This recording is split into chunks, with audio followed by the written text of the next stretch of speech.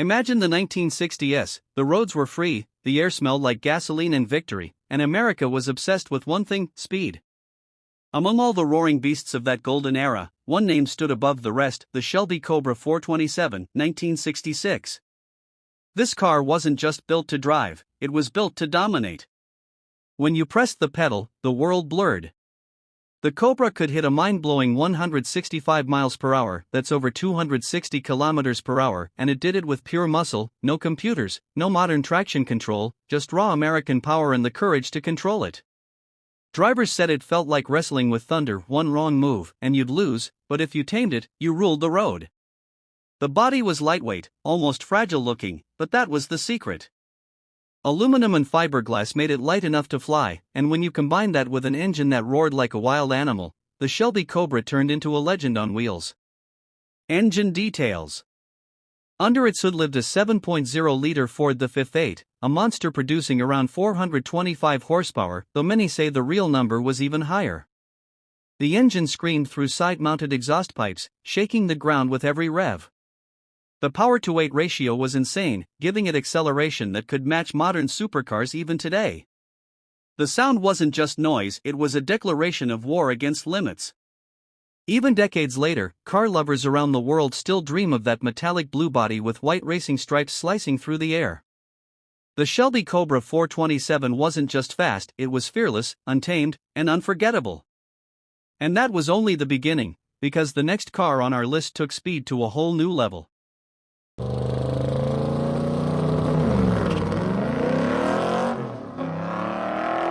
If the Shelby Cobra was pure chaos on wheels, the next beast was pure American precision: the 1967 Chevrolet Corvette L88. This wasn't just another Corvette, it was a weapon disguised as a car. Built for racers, not Sunday drivers. Chevy didn't even advertise it properly, they didn't want ordinary people to buy it. Because this machine wasn't meant to be tamed by just anyone. The L88 was a secret supercar of its time, one that could outrun nearly everything on American soil. Its top speed?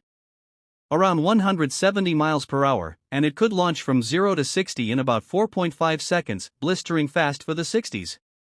Imagine a time when most cars struggled to reach 100 miles per hour, and this monster was flying down the track like a missile in motion. Only a handful of people ever got to drive it, because Chevy produced fewer than 20 units. It wasn't about mass production, it was about dominance. The L88 was built to destroy competition on the racetrack and leave behind a legend that very few cars could touch. Engine details. Under the hood was a 7.0-liter, 427 cubic inch V8 engine, officially rated at 430 horsepower, but insiders knew it was much more. In truth, the L88 pushed close to 550 horsepower, a figure Chevy deliberately downplayed radio or heater because this car wasn't about comfort. It was all about performance. Every inch of the Corvette L88 screamed "race me." The rumble of the V8 was raw, deep, and violent, like a thunderstorm trapped under the hood.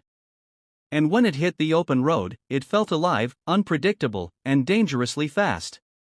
The 1967 Corvette L88 wasn't built to please everyone, it was built for the few who dared to handle it. And that's what made it a legend.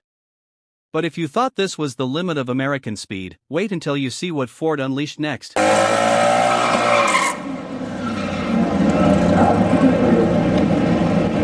year was 1966, and America was ready for revenge.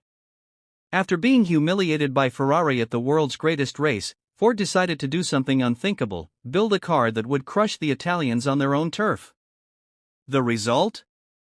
The Ford GT40 Mk2, a machine that didn't just win races, it rewrote history.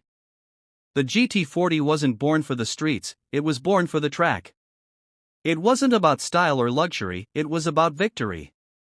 When it roared down the Le Mans straight, it didn't sound like a car, it sounded like a declaration of war. And it backed it up, hitting an insane top speed of around 210 miles per hour, a number almost unthinkable in the mid-60s. At a time when even 150 miles per hour was considered crazy, the GT40 left the competition gasping for air. In 1966, the world watched as Ford did the impossible, defeating Ferrari and taking the top 3 spots at Le Mans. It wasn't just a win, it was a message: America could build not only muscle but mastery. The GT40 became a symbol of power, pride, and precision, a car that turned failure into glory. Engine details. Under its rear hood sat a 7.0-liter Ford V8, the same engine that gave life to Ford's NASCAR monsters. It produced around 485 horsepower, but it felt like much more when you heard that deep, rolling thunder from the exhaust. The engine was paired with a 4-speed manual gearbox, sending raw power to the rear wheels with brutal efficiency. The GT40's design was all about aerodynamics, a low, wide body just 40 inches tall, that's where the 40 in its name came from. Every curve, every vent had a purpose. Nothing was wasted. The combination of lightweight and monstrous torque gave it the kind of acceleration that could make even professional drivers sweat. When the GT40 crossed the finish line at Le Mans, it didn't just beat Ferrari, it buried them. The world had witnessed a legend being born. Even today, decades later, the GT40 stands as one of the greatest racing machines ever created. And while Ford ruled the racetrack, another name was quietly rising on the streets, a car that started a revolution for the everyday driver.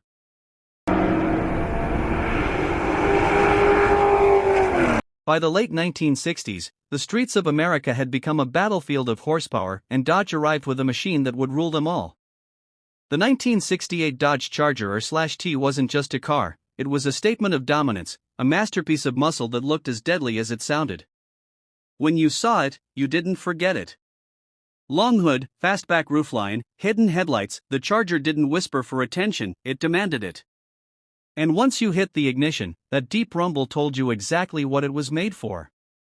The Charger R/T could reach a top speed of around 145 miles per hour, and when it launched from 0 to 60 miles per hour in just over 5 seconds, it felt like a rocket wrapped in steel.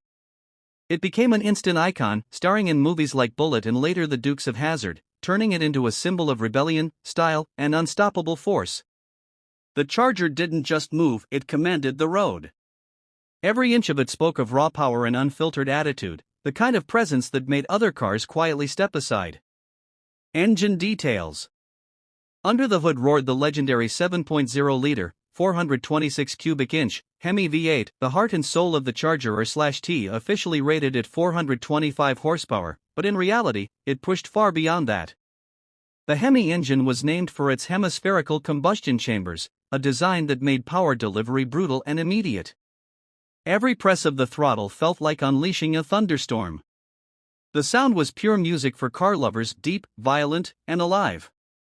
The rear tires screamed for mercy as the torque ripped through the asphalt. Yet for all its madness, the Charger handled with surprising balance, combining speed and control in a way few cars could match at the time. The Dodge Charger R/T wasn't just another muscle car, it was the muscle car. It represented everything the American car culture stood for: strength, speed, and defiance. Even today, more than half a century later, that bold design and that monstrous Hemi engine remain unmatched icons of power. And with that, the legend of America's 1960s Speed Kings comes full circle, 5 machines that didn't just define an era, but created a legacy that still burns on every highway today.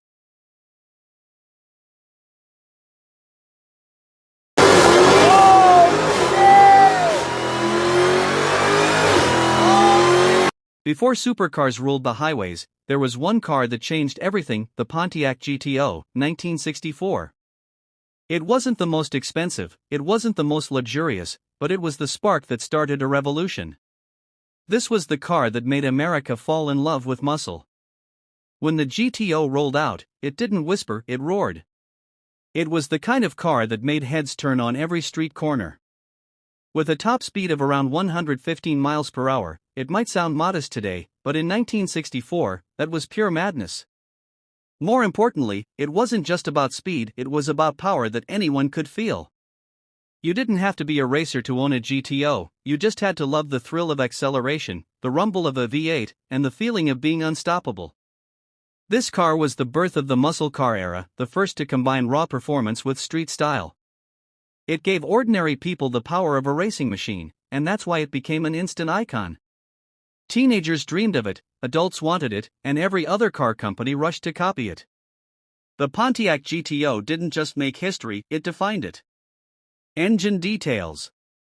At its heart was a 6.4-liter, 389 cubic inch V8 engine that produced up to 348 horsepower when equipped with the legendary tri-power carburetor setup, 3 two-barrel carburetors feeding the beast. The result?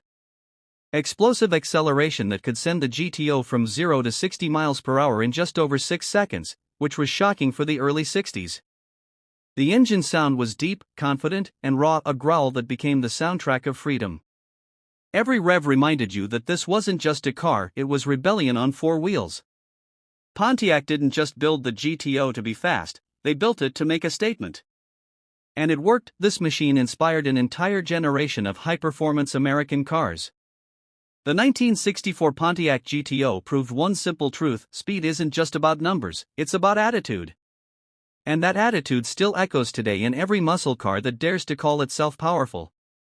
But while Pontiac created the legend of muscle, one more car from the decade would bring style, strength, and pure dominance together like never before.